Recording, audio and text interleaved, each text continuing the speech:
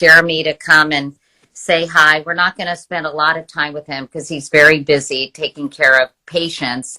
And I just want to see how he's doing. So let's see if he shows up. We could be having technical difficulties. Can't hear you. No sound. Oh, damn. Can you guys better now? Can you guys hear me better now? No sound? There you go. Okay, good. Sorry, you guys. I think I might have had the audio down. Sound is back. Yay. Hi, Dr. Sean. How are you? Nice to be with you guys. Anyway, we're waiting for Jeremy Faust. I had a long conversation with him the other day. He's a very charismatic ER doctor who also teaches at Harvard, and he's head of the ER department at, as I said, Brigham and Women's Hospital in Boston. Hi, Julia. Let's see if Jeremy's here. Okay, hold on. Are you there? Oh, here you are. Okay, let's try to get Jeremy on the horn, as they say. We're waiting for him, and hopefully it'll be fine. How are you guys doing today? Hi from Charlottesville. Hey, Jeremy, can you hear me now? I can. It's perfect. Oh, yay. Hi. Awesome. Well, great. Thank you for spending a few minutes with us because I know you're really busy. Tell us what the situation is today. Well, it's sort of the same. We're seeing a lot of patients. I'm going to walk in this hall here, and it's kind of simmering. We see a lot of patients. We have our PPE, but we're rationing.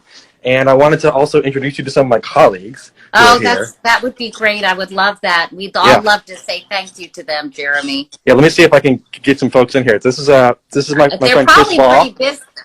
Hi. Hi, nice to meet you. Nice to meet you too. Thank you for all you're doing. Sure. How's it going? It's going okay. I think morale is good right now for us. We're seeing a little less volume, which is a gift for us. We're looking at that as a time to prepare because we do expect to get a lot busier. Yeah. When do you think the apex will be for you guys? My best guess is a couple of weeks, but it's hard to say. I think we learn a little more each day around how accurate that's going to be. Yeah. Well, thank you again for everything you're doing. How are you feeling? Are you doing okay? Thanks for asking. I think it's been amazing for family, friends, neighbors to give support to us working in the medical field right now. And so I think we're all feeling that right now.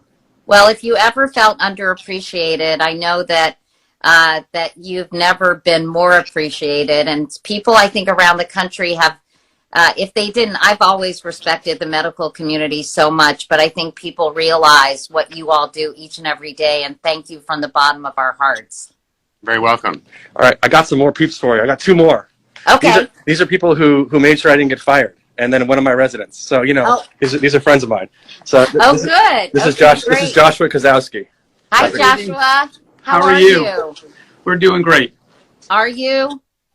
We are. We're practicing social distancing, but in spite of that, we are working together as a team with our doctors, together with our nurses, PAs, techs, respiratory therapists, and it's really bringing us together as a team and showing how important that is.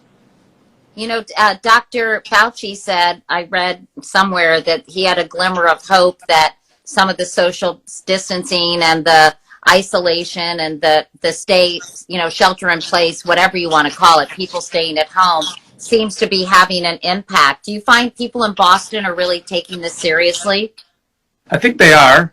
It's challenging if you have a two-bedroom apartment and you've got 4 people and 3 generations living together, and one of whom has to work for an essential service. It is challenging.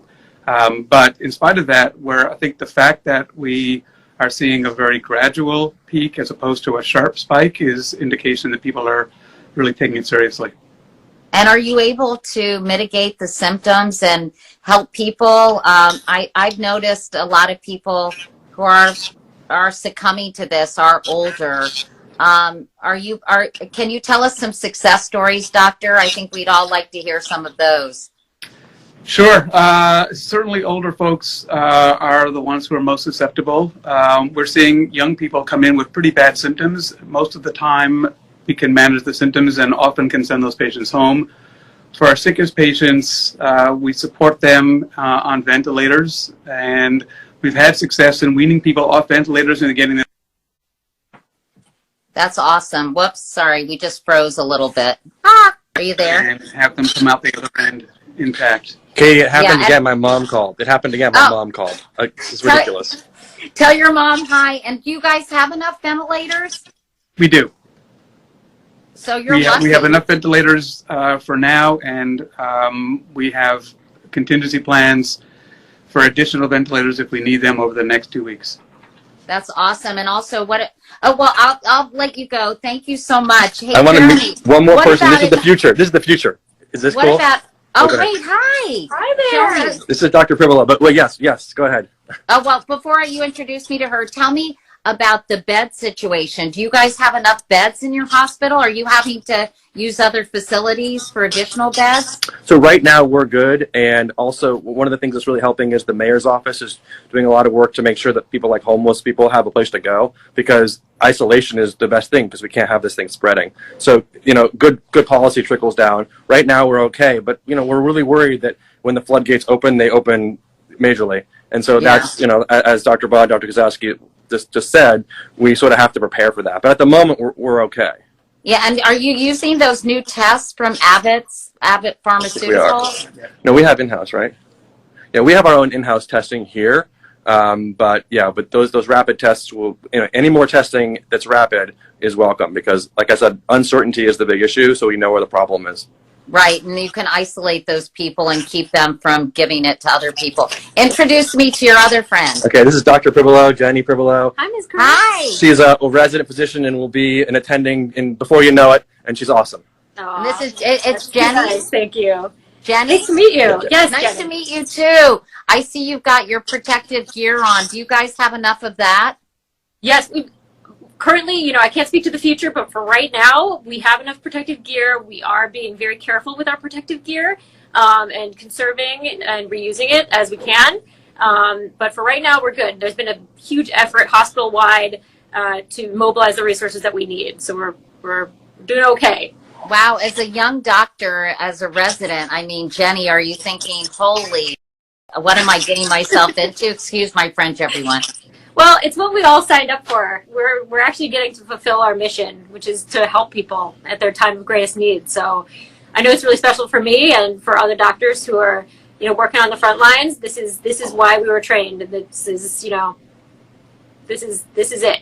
And this is why you do what you do. This is, someone asked if this is Mass General. No, this is Brigham and Women's Hospital in Boston with the great Jeremy Faust. I hope your mom's watching. Does she know how to get Instagram Live, Jeremy? I think she's closer. If she saw the other one, she loved it. She was very Oh, she did? Yeah. Oh, that's awesome. Well, if you guys, I would love you to maybe keep a diary, and we'll put it in my newsletter, Wake Up Call, which we put out every single morning for people who don't want to be, watching the news 24/7 because Right. it kind of increases your anxiety level. We give all the major points, and we'd love for you guys, maybe some of your team could just write a little bit about what they saw the day they had, and Sure. how to inspire everybody, and also an opportunity for us to spotlight your incredible work. We would love that. Yeah. Well, thank you very much. We're as Jenny said, this is the honor of a lifetime for us to be able to do this. As long as we have the support in terms of the equipment and also just knowing the love from the community, it means a great deal to us. So And we will do our part. Before we go, because I don't want to keep you, because you have I'm sure, a lot of things to do. But Jeremy, for people watching, what would you tell them in terms of their own personal behavior? They need to continue to stay at home. Mm-hmm. That's right. Yeah. What Yeah, else? that's right. We really have to stay at home, really minimize any contact you have. For my parents, for example, one of them has grocery duty, but not the other. Those kinds of things. Just whatever you could do to flatten that curve and reach out to each other and kind of get us through this. The thing that's going to drive everyone crazy is if we don't have any outlet. Well, last night, my wife and I, we watched an episode of Veep just because we needed to do something else. And Yeah. it wasn't even that funny, but we laughed like crazy. Oh, Because come on. No. What do you mean it wasn't that funny? No, it's just an off episode. I love that show, okay? A friend of mine writes for that show. I'm going to get killed. I love that show. But it's like when you need it most, you just you laugh at anything. You were laughing at my jokes yesterday. That must be a sign of something. No, I think you're funny. And by the way, you should watch Tiger King. If you want to feel normal, Yes. watch Tiger King, because that is some weird ass shit. All right. I will. Have you heard of it? I've heard of it. I will report back. Woo! Really crazy. It's crazy stuff. All right, Jeremy, let's do this again. Bye, Jenny. Bye, everybody. Bye. Okay, thanks again for all you're doing. All right, talk to you soon. Okay, bye, All right, guys. bye, Katie. Bye.